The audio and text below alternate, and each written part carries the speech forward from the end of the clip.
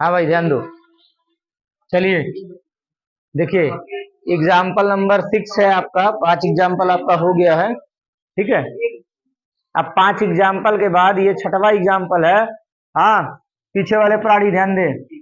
चलिए, अभी हमको इसमें क्या करना है, इसको सॉल्व करना है। तो हम किसी के भी, चाहे R1 ले लें, R1 के हिसाब से चलें, चाहे C1 के हिसाब से चलें, जो मर्जी वो हमारा, जो भी है अपना मर्जी है, ले लो भाई। तो चलो हम तो लेते हैं C1 के सापेक्ष प्रसार करते हैं, मतलब C1 को लेके, मतलब ये कॉलम 1। ठीक, कॉलम 1 लेके करेंगे। तो देखो भाई, पहले अगर ये लेंगे तो 38 होगा।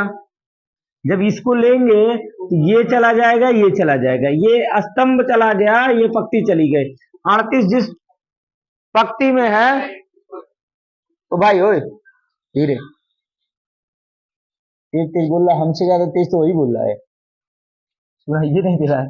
देखो, 38 जिस पंक्ति में होगा वो पंक्ति खत्म, जिस स्तंभ में है वो स्तंभ खत्म। बचे 4 प्राणी, लिख दीजिए। 3, 2, 9, 5, 4, 6। ठीक है, पहले प्लस लिया, अब क्या लेंगे, माइनस।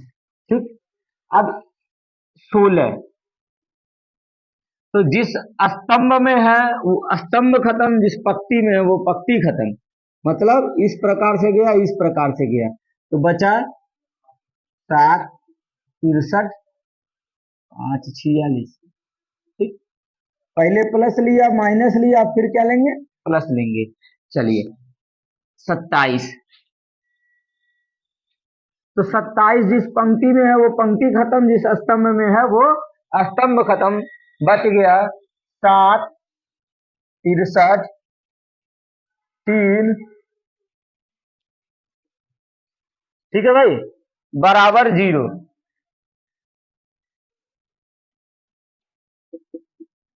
ठीक, 38 है, रहने दीजिए, आपको पता है गुणा करना है। फिर तो 44 का गुणा 3 में करेंगे, कितना होगा भाई, 46, 46। ठीक है, कैलकुलेशन बढ़िया करिएगा। 138 माइनस, बताइए, 30 पचे 140। अच्छा, ठीक है, ठीक ठाक। माइनस है 16।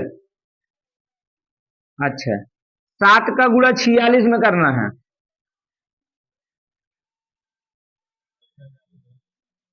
तो 7 चौका 28। जल्दी बताइए।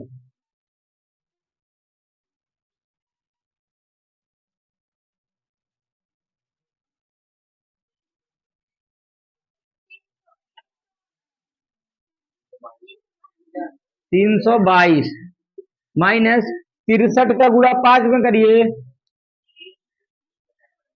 315। ठीक, प्लस 27, 7 का गुणा 29 में कीजिए, 203। माइनस 63 गुणे 3, 189, बराबर 0। ठीक है भाई, तो 38, चलिए गुणे में लिखते हैं। 138 में से 145 गया, कितना बचेगा, माइनस 7, माइनस 16 गुणे में 322 में से 315 गया, प्लस में 7। ठीक है, प्लस 27 गुणे में 203 में से 189 गया। ठीक, अच्छा, 38 में 7 का गुणा करिए, माइनस 266। 16 में 7 से 16 सते। ठीक, अब 27 का गुणा 14 में करिए, 378 बराबर 0। अच्छा, बराबर 0 लिख के है क्या सवाल में, जरा ध्यान दीजिए तो यहाँ पे कुछ मान अलग दिया है क्या? चलिए ठीक है। अब देखो माइनस माइनस वाले आपस में जुड़ जाएंगे, कितने हुए? -378, ठीक है, प्लस 378 बराबर 0। तो ये आपको प्रूफ करना था, ठीक है भाई, प्रूफ करना था। इधर 0 बराबर इधर 0, LHS is equal to RHS। कोई दिक्कत तो है नहीं। त्रिभुज का क्षेत्रफल, भाई त्रिभुज में भुजाएं कितनी होती हैं? 3। त्रिभुज में 3 भुजाएं होती हैं, तो 3 निर्देशांक भी होंगे उनके। मान लेते हैं भाई एक त्रिभुज है हमारा कुछ इसी प्रकार से, एक का नाम है AB, एक C, ABC, एक का A दूसरे का भी C, ठीक है ना भाई। और इनके निर्देशांक आपको मिलते हैं जैसे x1, y1, x2, y2, x3, y3। तो इनका हम लोग क्षेत्रफल निकालेंगे, त्रिभुज का क्षेत्रफल। इस चैप्टर में जो आपका नेक्स्ट इसका शारीरिक का अगला वाला जो प्रश्नावली है उसके हिसाब से मैं बता रहा हूँ। फर्स्ट प्रश्नावली में मैंने 6 एग्जाम्पल बताया, 6 एग्जाम्पल आपने लगा लिया तो भाई फिर और कहीं से लगाने की आवश्यकता आपको नहीं है। अब आ जाइए इसी प्रकार से इसको देख लेते हैं, बस देखना है, समझना है, सब काम धाम आराम से हो जाएगा। चलो भाई, तो क्षेत्रफल निकालने के लिए पहले फार्मूला बनाते हैं। फार्मूला बनाएंगे, देखो शारीरिक के रूप में इसको लिख दो, x1 y1, x2 y2, x3 y3। ठीक, मजा नहीं दे रहा है, ठीक है। ये 3 गुणे 3 क्रम का बनाएंगे, ठीक है, तो 1 1 1 लगा देंगे, ठीक है भाई। ये शारीरिक के रूप में हमने लिख दिया। अब सीधा शारीरिक सॉल्व करेंगे तो आपको पता होगा किसी एक पंक्ति के रिस्पेक्ट में या किसी एक स्तंभ के रिस्पेक्ट में चलते हैं, इसी हिसाब से काम करते हैं ना। तो चलो इन्हीं के हिसाब से काम करते हैं।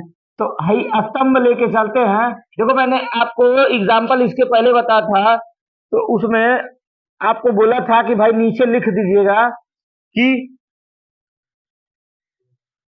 मतलब C1 या R1 या किसी भी जो भी के हिसाब से प्रसार करने पर, है ना, ऐसे बोला था ना। तो चलो अब देखो हम लोग x1 लेंगे, तो जब x1 लेंगे तो ये चला गया, ये चला गया, बचा क्या? y2 1, y3 1। क्या लिया भाई? प्लस लिया। अब क्या लेंगे? माइनस। x2 ये चला गया, ये चला गया, तो बचा y1 1, y3 1। ठीक लग रहा होगा। प्लस लिया, माइनस लिया, प्लस लेंगे, ये लेंगे भाई x3। ठीक, ये चला गया, ये चला गया, y1 1, y2 1। ठीक है भाई। देखो क्षेत्रफल निकालने के लिए हम सीधे भी जा सकते थे, ठीक है, चूंकि हाई स्कूल में हमने पढ़ा है अच्छे तरीके से, ठीक है, अभी वो भी टेक्निक आपको बताएंगे, उस पर भी जाएंगे, ठीक है। चलिए जो भी है, इनका गुणा करेंगे, यानी x1 in bracket y2 minus y3 minus x2 और y1 माइनस y3, ठीक, प्लस x3 और इसका गुणा इसमें होगा y1, इसका गुणा इसमें होगा माइनस y2। ठीक है, यही त्रिभुज का क्षेत्रफल निकालने का फार्मूला होता था, हम लोगों ने हाई स्कूल में पढ़ा था ना भाई। अभी शारीरिक के हिसाब से हम लोग फार्मूला बना दिया, हमने यही ना पढ़ा था, ठीक है। ये तो आपका ये शारीरिक के हिसाब से होगा, ये सिंपल शारीरिक आपने फॉलो किया, ठीक है। क्षेत्रफल निकालना है तो क्षेत्रफल में आपको पता है कि आगे 1/2 होता है ना भाई। तो अगर ये पूरा फुल ब्रैकेट में है तो यहाँ पे लो भाई ऐसे अगर कर दें तो हाफ, ठीक है कि नहीं, ठीक है। चलिए यही फार्मूला पढ़े थे ना, 1/2, और पहले x बाहर x रहेगा, अंदर y रहेगा। चलो भाई ध्यान दीजिए, आपका 4.2 जो आगे हम लोग अभी शारीरिक का क्षेत्रफल, मतलब ये त्रिभुज का क्षेत्रफल निकालने के लिए पढ़ रहे हैं, उसमें बोला गया है कि ए बी सी तीनों समरेखी हैं। जब समरेखी होगा यानी तीनों के तीनों एक ही रेखा में होंगे। संरेखी का मतलब एक ही रेखा में होंगे। जब तीन बिंदुएं एक रेखा में होंगी तो उनसे त्रिभुज तो बनेगा नहीं, और जब त्रिभुज नहीं बनेगा तो क्षेत्रफल कहाँ होगा, ठीक है ना। तो जब त्रिभुज नहीं होगा तो क्षेत्रफल नहीं होगा, तो भाई जब नहीं होगा तो मतलब 0, यानी इन तीन बिंदुओं से लेके त्रिभुज का क्षेत्रफल निकालेंगे और उसको लिखेंगे बराबर 0। तो हम चलते हैं, चूंकि पढ़ रहे हैं शारीरिक, तो चलते हैं शारीरिक के हिसाब से कार्यक्रम को आगे बढ़ाने।